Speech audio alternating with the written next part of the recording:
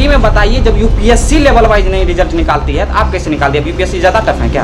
UPSC से बड़ा संस्थान कोई एग्जाम लेती है क्या? आप बताइए कि गधा और घोड़ा में कराएगा तो कौन जीतेगा? वही 12th और ग्रेजुएशन में कौन जीतेगा? लेकिन जैसा लगता है कि एग्ज़ाम लेने का ही मन नहीं था, या मतलब व्यवस्था नहीं था, जिसके कारण कि झूठ में डेट दे दिया गया। अच्छा, क्योंकि इसमें बहुत सारी धांधलियाँ देखने को मिली थी जो कि सरासर गलत साबित हुई। अरे एग्जाम छोड़िए, नेता बनने के लिए किया गया दंगा फसाद कराइए, बम मारिए, 2-4 मर्डर केस जब तक नहीं होगा नेता नहीं बनिए। कोई भी नेता वहाँ बता दीजिए। तो हम लोग चाहते हैं कि कैलेंडर जारी हो और रेलवे के लिए भी उसी तरह से एग्जाम हो। ये लड़का लोग को फिर भी लोग टाइम देते हैं, माँ बाप टाइम देती हैं, लेकिन लड़कियों को बहुत कम टाइम मिलता है। बम मारेंगे संसद में जाके, तब वो सुनेगा।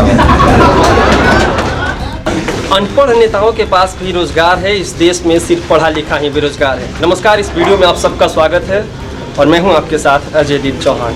रेलवे, एनटीपीसी और ग्रुप डी के साथ जो एग्ज़ाम में जो बच्चे बैठे, उन परीक्षार्थियों के साथ जो हुआ, देश इसका गवाह है। आज हम पटना के प्लेटफॉर्म कोचिंग सेंटर में मौजूद है, जहाँ हज़ारों हजार की संख्या में विद्यार्थी जो कंप्यूटर बेस्ड टेस्ट होता है उसके लिए तैयारी कर रहे हैं और यहाँ पे ऑफलाइन टेस्ट दे रहे हैं। हम कुछ बच्चों से बात करेंगे, चूँकि 16 फरवरी का जो वक्त था वो खत्म हो चुका है और 4 फरवरी का इन विद्यार्थियों को इंतजार है कि हाई पावर की जो कमेटी दीपक पीटर के नेतृत्व में गठित की गई थी, उसकी ओर से क्या कुछ जो अनुशंसा है वो रेलवे बोर्ड को सौंपा जाएगा।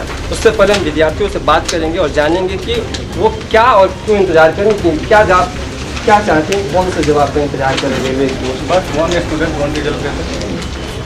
क्यों वही रीजन है, 1 स्टूडेंट। आपको लगता है कि जिस तरीके से इस बार रिजल्ट के लिए जो प्रदर्शन हुए थे वो सही थे? क्योंकि रेलवे जो आप विद्यार्थी हैं उन्होंने आरोप लगाया कि ये कहीं ना कहीं जो विज्ञापन में कहा गया उसके विरुद्ध रिजल्ट, विज्ञापन में 20 गुना रिजल्ट कहा गया कि नहीं दिया गया। 20 गुना रिजल्ट क्यों आया था? 10 पॉइंट कुछ। तो आप लोगों ने जो प्रदर्शन किया था पिछले 25 जनवरी और 26 जनवरी को, वो इसी से संबंधित था कि आपके लिए 20 मतलब रिजल्ट 20 गुना रिजल्ट। तो अभी आप यहाँ पे क्या कर रहे हैं? टेस्ट मार रहे हैं। कितने दिनों से तैयारी कर रहे हैं आप? आपने फॉर्म भरा था? कब भरा था फॉर्म? 2018 में फॉर्म भरा और ये साल 2022 हो चुका है, लेकिन अब तक एक बहाली की प्रक्रिया पूरी नहीं हुई। कहाँ लगता है आपको कि कहाँ कमी रह जाती है सरकार की? तो ये हमारे साथ हैं और कुछ जो विद्यार्थी हम उनसे भी बात करेंगे, परीक्षार्थी, और जानना चाहेंगे कि जो रेलवे की ओर से जो इन्होंने कहा कि रेलवे भर्ती बोर्ड की ओर से जो एग्ज़ाम की जो प्रक्रिया है उसमें कहीं ना कहीं गलती, चूँकि रिजल्ट जो सामने आया था उससे विद्यार्थी असंतुष्ट थे। क्या नाम है आपका? कहाँ के रहने वाले हैं? अभी यहाँ पे टेस्ट होने आया है। 25 जनवरी को जो देश ने देखा और 26 जनवरी को जो कुछ हुआ, इस मामले पे अब जो है चूँकि ये मामला जो ठंडा पड़ गया है, अब विद्यार्थियों को किस चीज़ की इंतजार है?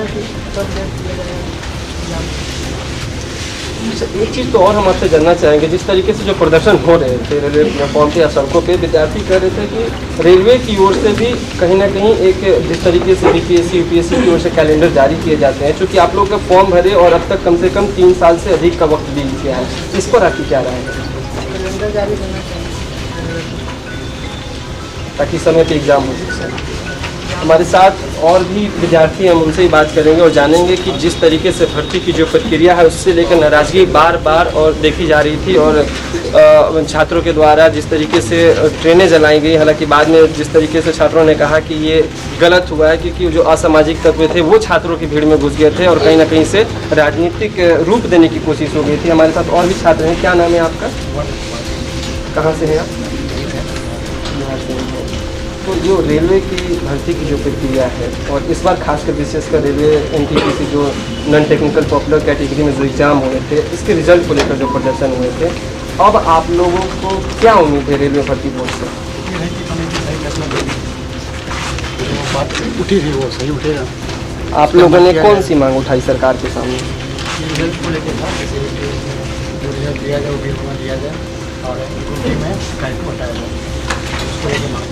ग्रुप डी में टैग क्यों हटाया जाए? क्या ये पहले से विज्ञापन में कहा गया था? कब आपको जानकारी मिली? एक्चुअली पहले ऐसा हुआ नहीं, पहले भी सिंगल एग्जाम होता रहा है, एक बार वही जमाने में सिंगल एग्जाम नहीं होता रहे।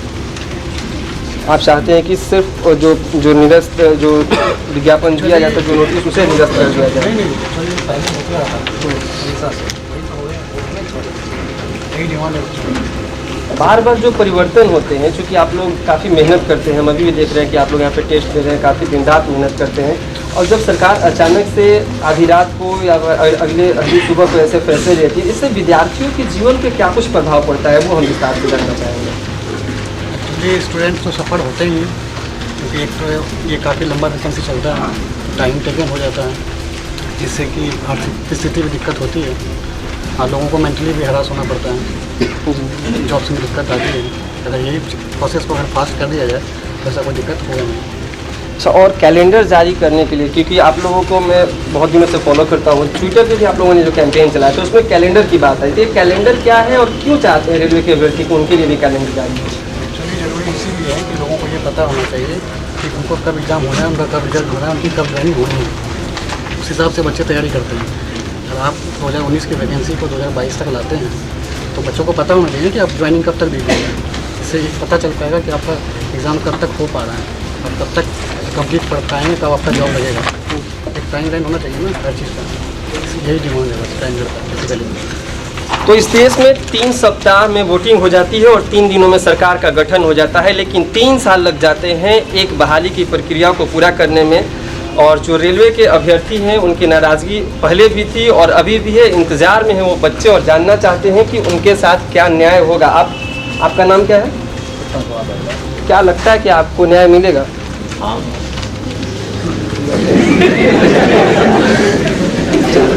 और क्या कुछ कहेंगे और रेलवे से क्या मांग रखते हैं, क्योंकि जो 14-16 फरवरी का जो वक्त है वो बीत गया था, आपने भी आपत्ति दर्ज कराई है रेलवे में? नहीं किया था।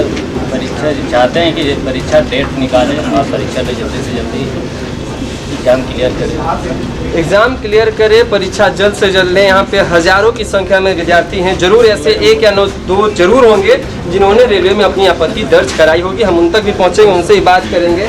और एक विद्यार्थी हैं, क्या नाम है आपका? हरिशंकर कुमार। किस जिले से हैं आप? मधुबनी से। कितने दिनों से पटना में रह रहे हैं? 3 साल से सर, लॉकडाउन से पहले से ही रह रहे हैं और लॉकडाउन में भी यहीं सर। जैसे रेलवे बोर्ड द्वारा कमेटी का गठन किया गया है, तो कमेटी तो सर इस देश में कितने बनते रहा है और अभी तक तो कितने कमेटी का रिपोर्ट भी नहीं आया।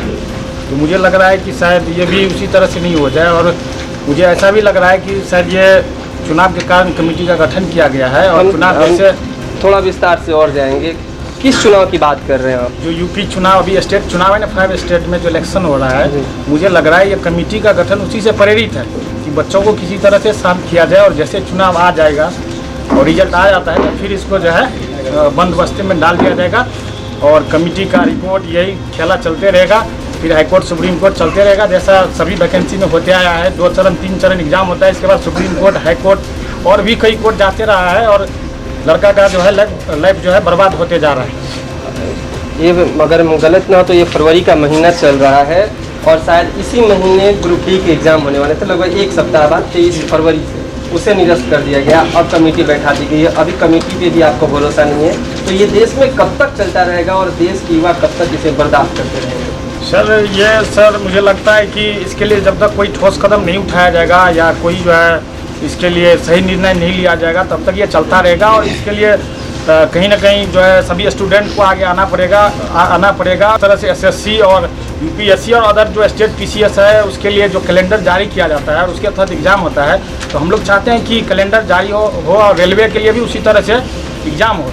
जैसा कि आप देखते हैं वैकेंसी ये 19 का वैकेंसी है और अभी तक एग्ज़ाम नहीं हो पाया। तो ये जो वैकेंसियाँ है ये पंचवर्षीय योजना हो गया है, पंचवर्षीय योजना हो गया है। अगर सरकार चुनाव जीत जाती है तो ये 5 साल से आगे भी जा सकता है, 10 साल भी हो सकता है, कोई इसमें कहने वाली बात नहीं है। बिल्कुल उसी तरीके से जैसे 2019 में 1 लाख बहाली आ गई और अब जब 22 हो गया लेकिन पूरा नहीं किया गया। सर कहने के लिए 1 लाख होता है, जैसा इन्होंने अभी CBT 2 इसमें ला के जो किया, जैसे इनका तो मुझे लगता है मेरे समझ से ये चाह रहे थे कि जो CBT 2 वाले लड़के हैं यही ग्रुप डी को भी क्वालिफाई कर जाए और वो जो सीट जो बच जाए उसको फिर से आगे चुनाव आने से पहले उसको जोड़ के और फिर से वैकेंसी नया एक दिखावा के रूप में निकाल देंगे और फिर से लड़कों को ठग के जो है वोट ले लेंगे और फिर से सरकार बना लेंगे और ये चलते रहेगा यही प्रोसेस। सरकार और साजिश से आपको बहुत नफरत है, ऐसा जी, लग रहा है, और सर, क्योंकि मैं आपकी एक- नाराजगी भी है। एक चीज़ और कहेंगे, चुनाव पे आप बात कर रहे थे, कहीं ना कहीं सोची समझी साजिश लग रहा है। एक और आरोप आपके शिक्षकों पे लगा है, ठीक है जी। 25 जनवरी और 26 जनवरी को जो प्रदर्शन हुए, पटना के बहुत सारे जो कह सकते हैं कि जो नामी हस्ती हैं, जो शिक्षक जो बच्चों को पढ़ाते हैं, उनके ऊपर भी केस हुए, FIR। इसे आप कितना सही मानते हैं और कितना गलत मानते हैं? ये सर बिल्कुल गलत है। शिक्षक ने इसमें कुछ नहीं किया। शिक्षक तो सर जो है स्टूडेंट को हमेशा जो है ज्ञान देते हैं, कभी नहीं कहते हैं कि आप आंदोलन जाके करो, आप जो है रोड पे जाके बैठ जाओ, ये कभी सर नहीं बताते हैं। लेकिन जब हमारे अपने अधिकार का हनन होगा तो हम लोग भी तो सोच सकते हैं, हम लोग भी युवा हैं, हम लोग भी 5 साल से तैयारी कर रहे हैं, किस तरह से कहाँ से कैसे पैसा आता है, गार्जियन कैसे पैसा देते हैं हम लोग को, फिर हम तैयारी करने में जुटे हैं। तो ये हम लोग का सेल्फ निर्णय था। इसको जो है स्टूडेंट सेंट्रिक समझिए, टीचर सेंट्रिक ये नहीं था, ये हम स्टूडेंट लोग ही मिलके इसको किए थे। आपकी कितनी उम्र है? सर मेरा जो है 27। 27 वर्ष गुजर चुके हैं और इस उम्र में आने के बाद बच्चे खुद भी सोचते हैं कि पॉकेट खर्च के लिए या फिर अपनी लाइफ को आगे बढ़ाने के लिए अगर घर वालों से ही पैसा लेना पड़े तो कितना मतलब अजीबो लगेगा, और ये कितनी हैरानी की बात होगी। हमारे साथ कुछ और भी विद्यार्थी हैं। क्या नाम है आपका? एक तो आशुतोष हम चाहेंगे कि आप खड़े हो जाएं, इन्हें परिचय नहीं कराना चाहेंगे क्योंकि जिस तरीके से सोशल मीडिया में इस बार जो NTPC के जो लेकर के जो प्रदर्शन हुए थे उसमें आशुतोष का एक वीडियो वायरल हुआ था और उस वीडियो में हमने देखा था कि आशुतोष इस तरीके से अपने विद्यार्थी और अपने साथी जो सहपाठी उनकी बातों को रखने का काम किया था। उन्होंने उनसे पूछेंगे कि आशुतोष, ये जो नाराज़गी है आपकी सरकार और ये जो बहाली की जो प्रक्रिया है और अब जो जिस तरीके से आप इंतजार कर रहे हैं, ये सब्र का बांध कब टूटने वाला है? टूट चुका, टूटने वाला तक था ही नहीं। पहले तक था, इससे पहले तक था, जब तक था कि स्टूडेंट कुछ एडजस्टमेंट करे। 2019 में वैकेंसी का नोटिफिकेशन आया, तब से स्टूडेंट सब्र का बांध ही था। जिस तरह से कहिए कि सबसे बड़ा बांध जो भी हो, डैम जितना भी था भारत में, सब बांध टूट गया एक बार। कैसे टूटा? कोरोना काल में जितना भी था स्टूडेंट वेट करते रहा कि अब सरकार एग्ज़ाम लेगी, अब सरकार एग्ज़ाम लेगी। सरकार बोली थी, रेलवे मिनिस्टर बोले भी कि हम कोरोना काल में भी एग्ज़ाम लिए। वो बताए तो 2 महीना जो बीच में कोरोना काल रहा, अप्रैल से जून तक, उसमें कहाँ एग्जाम लिए? उसमें तो आप सब एग्जाम को कैंसिल कर दिए। कोई भी एग्जाम कहाँ लिए? सब एग्जाम उसमें कैंसिल था। कोरोना काल में तो आप एग्जाम लिए नहीं, जब कोरोना का छूट मिला तब आप लिए। कोरोना के बाद जब आप लिए तो स्टूडेंट पर बहुत सारा जिम्मेवारी भी आ गया। ऐसा नहीं, जो स्टूडेंट था पहले तक नहीं था 25 उम्र, उसका 27 हो गया। अच्छा, हम थे 22 उम्र, हम 24 हो गए हैं। जो 30 था वो 32 हो गया। बहुत रिटायर हो गया ज़िंदगी से। कैसे? अब किसी का उम्र बहुत का स्टूडेंट का उम्र बचा ही नहीं। शादी का उम्र बहुत स्टूडेंट का चला गया। आपकी शादी हो गई है? अभी हम 22 में 24 हो गया है। कोरोना काल को लेकर जिम्मेवारी कब स्टूडेंट को उठाना चाहिए अपने घर का? आप ही बताइए। 24, 25, 26 में अगर घर का जिम्मेवारी नहीं उठाएगा तो कब उठाएगा? 32 के बाद उठाएगा, 40 के बाद उठाएगा। जैसे वो सब संसद में बैठ के 5-5 लाख रुपया महीना लेते हैं, उस तरह से स्टूडेंट को कहीं का स्कोप है क्या? बताइए। सरकार अगर कोई बता दे कि स्टूडेंट 5 साल 32 में तुमको जॉब देंगे, 20 लाख रुपया देंगे, फिक्स देंगे, वो स्टूडेंट नहीं दिमाग खराब करेगा किसी भी रेलवे मिनिस्टर का या किसी का। आप कह रहे हैं कि 5 लाख महीना लेते हैं, नेता बनने के लिए भी एग्जाम लेना चाहिए क्या? अरे एग्जाम थोड़ी है, नेता बनने के लिए क्या है? दंगा फसाद कराइए, बम मारिए, 2-4 वो मर्डर केस जब तक नहीं होगा नेता नहीं बनिए। कोई भी नेता आप बता दीजिए। स्टूडेंट पर केस हुआ है, कोई भी नेता बता दे जिस पर कि कोई केस नहीं हो। अच्छा, एक चीज़ और थोड़ा सा फनी था लेकिन पूछना चाहेंगे। जो ग्रुप डी के अभ्यर्थी थे वो कह रहे थे कि लेवल 2 की जो एग्जाम की बात हुई, इस शादी से पहले दूल्हा बदलने की बात, ये समझ में नहीं आया। मतलब क्या फिक्स हुआ था उसी से, हाँ। लेकिन जिस दिन जाना था वहाँ शादी में समारोह में लड़का कोई दूसरा और चला गया। मतलब वो था कि एग्जाम में CBT 1 लेना था, सिर्फ एक ही लेना था। वो बोल दिया कि नहीं CBT 2 दो, तुमको चीफ ऑफ डिफेंस स्टाफ बना देंगे सीधे, अब तुमको थोड़े बीच में कोनो और नौकरी देंगे, CDS का पद देंगे। और वो कौन सी बात थी कि गधों के साथ घोड़ों को दौड़ा दिया?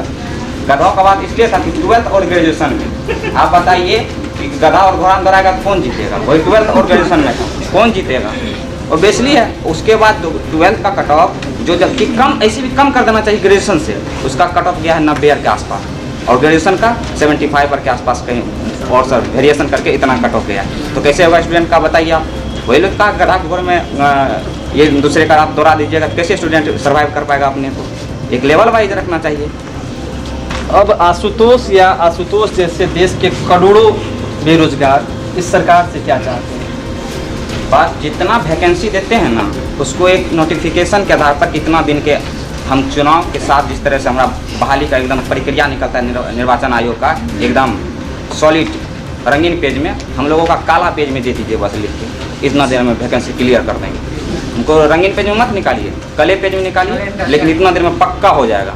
फरवरी में विज्ञापन है, जुलाई में सरकार बोली हम एग्जाम ले लेंगे बच्चों का, जुलाई में एग्जाम नहीं हो, तब तो कोरोना भी नहीं था इस देश में। उसका मकसद सिर्फ ये था कि उसमें अरबों रुपया आए, 500 रुपया दर से जोड़ लीजिए और उसका सूद जोड़ लीजिए, सरकार को कितना ज़्यादा प्रॉफिट हो रही है। जोड़िए, ये भी जोड़िए कि आप 3 साल 4 साल अगर स्टूडेंट का 500 रुपया सरकार रखती है तो उसका इंटरेस्ट कितना आता है। हम लोगों को SI और CI पढ़े हुए हैं, उसका इंटरेस्ट निकालने बहुत अच्छा से आता है। आपको भी किसी शिक्षक ने भड़का दिया है क्या? आतंकवादी बना रहे हम लोग शिक्षक, वही बनना ही है हम लोगों को, और कुछ नहीं बनना है। बम मारेंगे संसद में जाके, तब वो सुनेगा। अगले भगत सिंह अगर बनाइएगा तो बनवे करेंगे। भगत सिंह भी वेट कर रहे थे, ऐसा नहीं था कि भगत सिंह और उससे पहले कोई क्रांतिकारी नहीं आए। 57 से क्रांतिकारी चालू हुआ। भगत सिंह बाद में सोचे कि अब नहीं, हमको सेफ्टी बिल पर मारना ही है बम, तब वो बम मारे। हमको भी अब वेट से ज़्यादा हो गया है, प्रतीक्षा अब ज़्यादा नहीं होगा, मारना पड़ेगा तो मारेंगे। बैराक होगा, सुनने में नहीं सुनना पड़ता है तो ऊँची आवाज़ वाला कुछ बात बोले। 24 को छोटी बात था, 28 को ज़्यादा होता। दीपक पीटर वाली कमेटी से आपको क्या उम्मीदें हैं? 4 मार्च को क्या आपके हक में फैसला आएगा या फिर से सरकार वही सोचेगी, क्योंकि चुनाव खत्म हो जाएंगे 7 तारीख को उत्तर प्रदेश में, 10 को रिजल्ट मिल जाएगा? देखिए, उम्मीद और इंसाफ दोनों में अंतर एक चीज़। उम्मीद ही हम लोग लेकर चलेंगे और इंसाफ मिल जाए, ये बड़ी बात है। इंसाफ हम लोग चाहते हैं, उम्मीद से हम लोगों को कोई मतलब नहीं है। हम लोग को इंसाफ मिल जाए और यथाशीघ्र मिल जाए, जल्दी मिल जाए तो हम लोगों के लिए भलाई होगा, नहीं तो सरकार के लिए तो भलाई हो ही रहा है। आपका रिजल्ट आया है क्या? हाँ, आया हुआ है, लेकिन फिर भी आपको लगता है कि गलत हुआ है? एक लेवल में आया है। हम कितना छटा के बताइए अभी? ये कौन से लेवल 2, 3, 4, 6? नहीं, हमको लेवल 2 में आया। लेवल 2 में कोई भी लेवल में हम अप्लीकेबल हैं, इसके बाद नहीं अप्लीकेबल है। तो सरकार PT में बताइए, जब UPSC लेवल वाइज नहीं रिजल्ट निकालती है तो आप कैसे निकालती है? UPSC ज़्यादा टफ है क्या? UPSC से बड़ा संस्थान कोई एग्जाम लेती है क्या? भारत में सबसे बड़ा UPSC लेती है, IAS ऑफिसर बनाती है उसे। आप तो यहाँ क्या बनाइएगा? उसे ज़्यादा टफ कर रहे हैं, लेवल वाइज निकालने शुरू में स्टूडेंट पर ही प्रैक्टिस कर रहे हैं। पहले आप अपने पर खुद प्रैक्टिस कर लीजिए, जिस तरह स्टूडेंट पर प्रैक्टिस कर रहे हैं 5 साल का परियोजना लेके, आप अपने ऊपर पहले एक बार प्रैक्टिस कर लीजिए। 5 साल का कोई भी चुनाव का प्रक्रिया कर लेते हैं, अगर उसमें आपको सक्सेस हो जाइएगा तो हम लोगों को भी आजमाइएगा। पहले आप अपने पर आजमा लीजिए, फिर मेरे पर आजमाइएगा। कुछ लड़कियां भी हैं वो यहाँ पे टेस्ट दे रही हैं, हम उनसे ही बात करेंगे और जानने की कोशिश करेंगे कि उन्हें क्या उम्मीद है रेलवे बोर्ड से और केंद्र सरकार से। क्या नाम है आपका?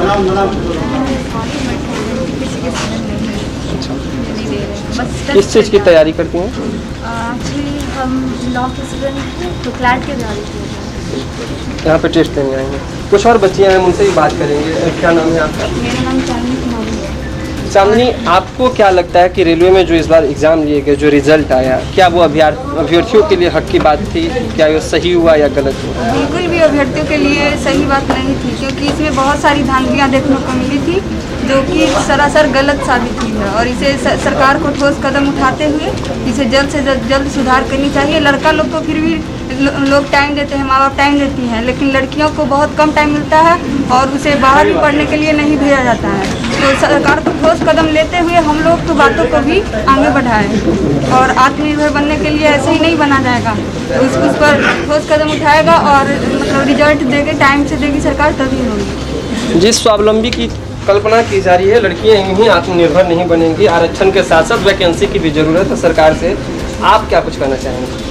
कैलेंडर निकलना चाहिए। कैलेंडर निकालना बहुत ज़रूरी है, क्योंकि अगर इस वैकेंसी में भी सिर्फ 35,000 है NTPC का, और इसके बाद जो बच्चे बचेंगे उनके लिए फिर मतलब इस वैकेंसी के बाद कोई स्कोप नहीं बचता है। तो कैलेंडर आना बहुत ज़रूरी है। कैलेंडर की मांग हो रही है और कैलेंडर आना बहुत ज़रूरी है, क्योंकि स्कोप नहीं बचता, करियर ख़त्म हो जाएगा। बच्चियां हैं, परिवार वाले बहुत दबाव देते हैं, बहुत परेशान होती हैं बाद में, चूँकि भारत जिस तरीके से हम लोग देखते हैं, यहाँ बिहार में विशेषकर देखा जाए 26-27 भी बच्चे जो होते हैं, बच्चियाँ जो होती हैं, उनकी शादी कर दी जाती है, इंतज़ार नहीं करते उनके परिवार वाले। और भी जो लोग हैं उनसे बात करेंगे। क्या नाम है मैम आपका? पूजा कुमारी। आप कहाँ से हैं?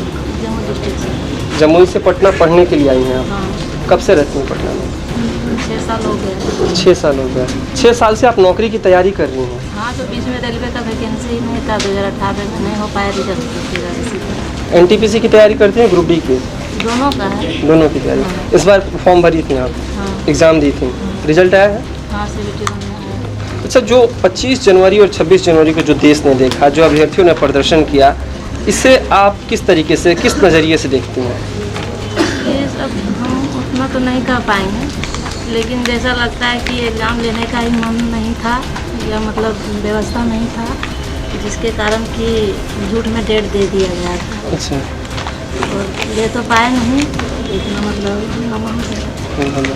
तो कहीं ना कहीं बहाली की प्रक्रिया और जो पारदर्शिता है उस पर बच्चे सवाल खड़ा कर रहे हैं। उन्हें लगता है कि इन्हें फंसाया जा रहा है, बरगलाया जा रहा है, इनके साथ गलत किया जा रहा है। और भी जो छात्र लोगों से बात करेंगे, क्यों लगता है आप लोगों की रेलवे ने आपके साथ गलत किया? लेवल वाइज जो रिजल्ट दिया है ये सर सही नहीं है। एक्चुअली सर मेरा चालू लेवल में रिजल्ट है, लेकिन ये सर सही नहीं है।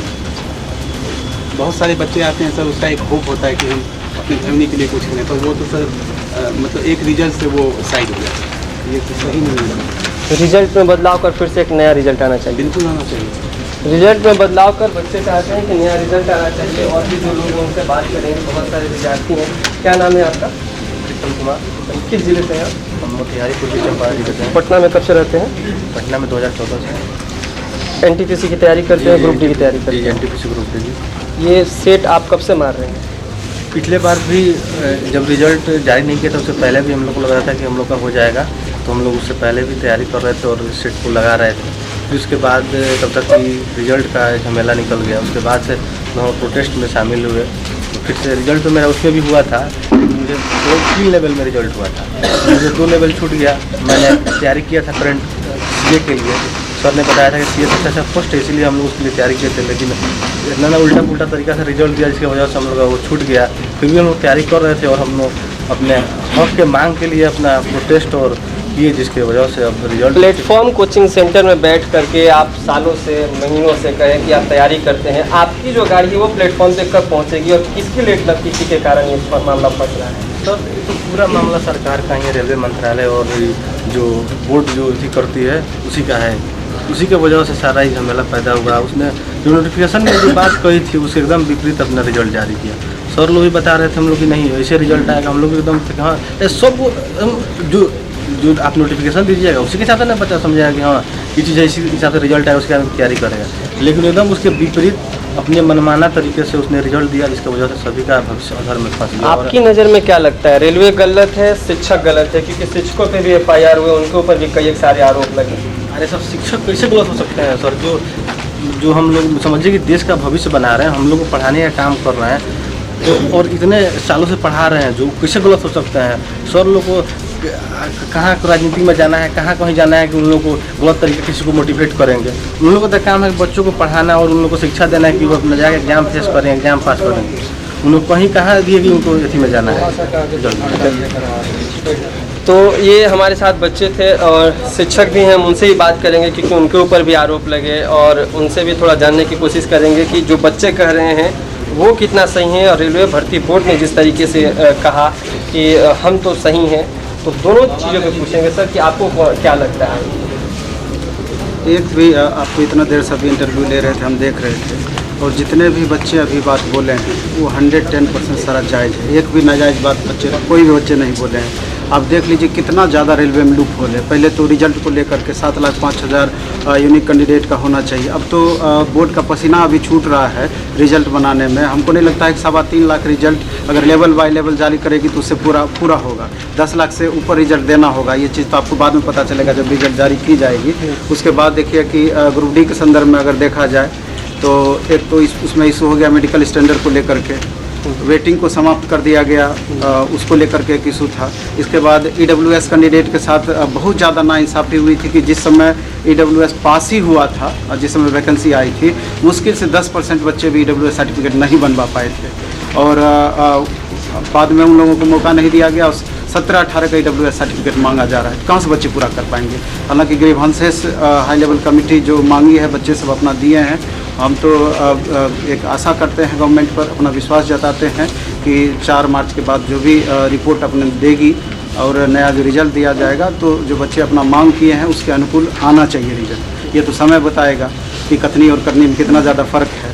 इसलिए चूँकि अभी बच्चे लगातार टेस्ट दे रहे हैं तो इसको डिस्टर्ब भी हम नहीं करना चाहेंगे, लंबा नहीं खींचना चाहेंगे, लेकिन बच्चों की मांग 100% जायज़ है। जी हाँ, बच्चों की मांग 100% जायज़ है। कथनी और करनी में कितना फ़र्क है ये 4 मार्च के बाद पता चलेगा। तबे हमें भी इंतज़ार है और बच्चों को भी इंतज़ार है कि रेलवे भर्ती बोर्ड की ओर से क्या कुछ निर्णय लिए जाते हैं और जो हाई पावर कमेटी गठित की गई है दीपक पीटर के नेतृत्व में, उनकी ओर से सरकार के लिए क्या अनुशंसा की जाती है। कैमरामैन बाबर के साथ मैं अजयदीप चौहान, पटना।